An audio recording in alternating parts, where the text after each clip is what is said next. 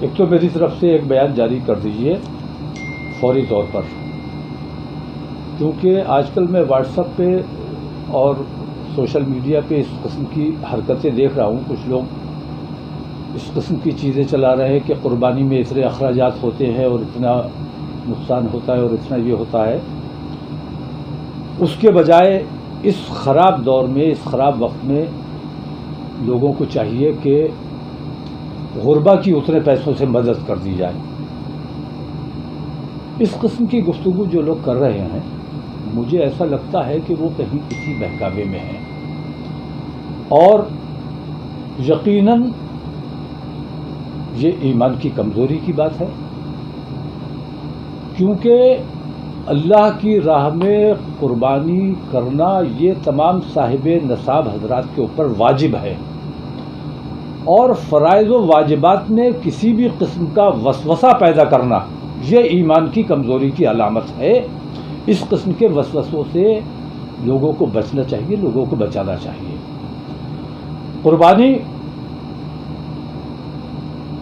اللہ کی راہ میں اس سے اتنی بڑی آسانیاں مہیا ہوتی ہیں کہ سامنے کی بات ہے کہ حضرت ابراہیم علیہ السلام نے اللہ کی راہ میں اپنے بیٹے کو، جو وہ خود بھی نبی تھے، ان کو اللہ کی راہ میں قربان کرنے کا ارادہ کیا، اور اللہ نے اتنی بڑی آسانی اور اتنی بڑی انہیں عزت بخشی کہ بیٹا بھی محفوظ ہو گیا، اور ان کی قربانی، اور ایسی قربانی کہ رہتی دنیا تک پوری دنیا میں یہ عمل جاری رہے گا تمام مسلمانوں کے اوپر.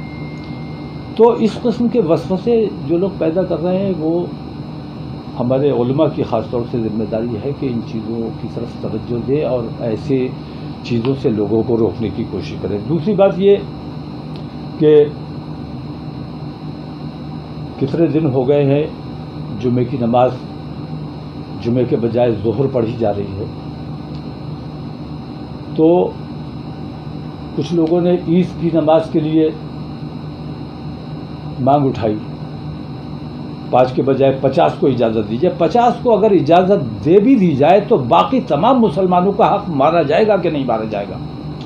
اس لیے میں سمجھتا ہوں کہ اس برے دور میں، اس خطرناک دور میں جیسا چل رہا ہے ایسے چلنے دینا چاہیے، اور حتی الامکان یہ کوشش کرنی چاہیے کہ ہم کسی قسم کے اختلافات میں نہ پڑیں اور لوگوں کی دقتوں کا سبب نہ بنے.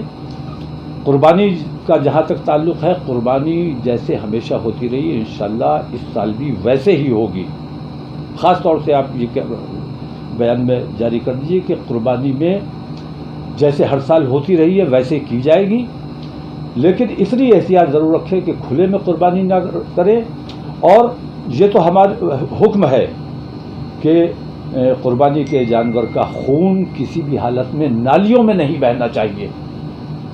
اس کی جو آلائش وغیرہ ہے اس سب کو قاعدے سے دفن کیا جائے. کسی قسم کی گندگی باہر نظر نہیں آنی چاہیے. یہ ہمارے لیے، سب کے لیے ضروری ہے.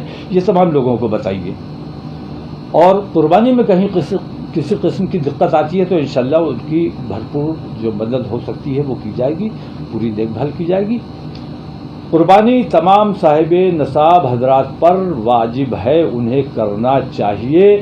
اور اس سے میں یہ سمجھتا ہوں کہ یہ تو آپ کے اور آپ کے بچوں کی جان کا صدقہ ہے.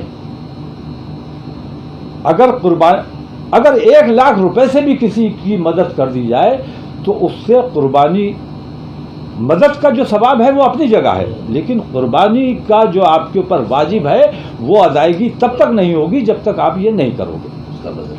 اللہ نے اس لائق بنایا ہے قربانی اپنی جگہ، اور وہ غریبوں کی مدد اپنی جگہ، وہ مدد بھی آپ کی ذمہ داری آپ کو کرنی چاہیے. لیکن لوگوں کی امداد کا ثواب الگ ہے، اور یہ قربانی جو آپ کی ذمہ داری ہے، آپ پر واجب ہے، وہ آپ کو الگ کرنا چاہیے.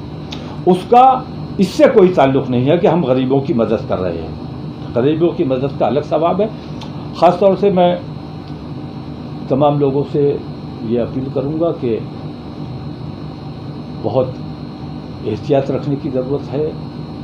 حالات बेहद ख़राब हैं। ये मूजी वबा मुसलसल फैलती जा रही है। अपने आप को बचाएं, अपने मोहल्लों को बचाएं और पूरी एहतियात रखें। और ज़िला प्रशासन का भी उनके जो गाइडेंस आ रही है उसका पूरा लिहाज रखें और पूरी एहतियात के साथ अपने मजहबी फ़राइज़ को अंजाम दें।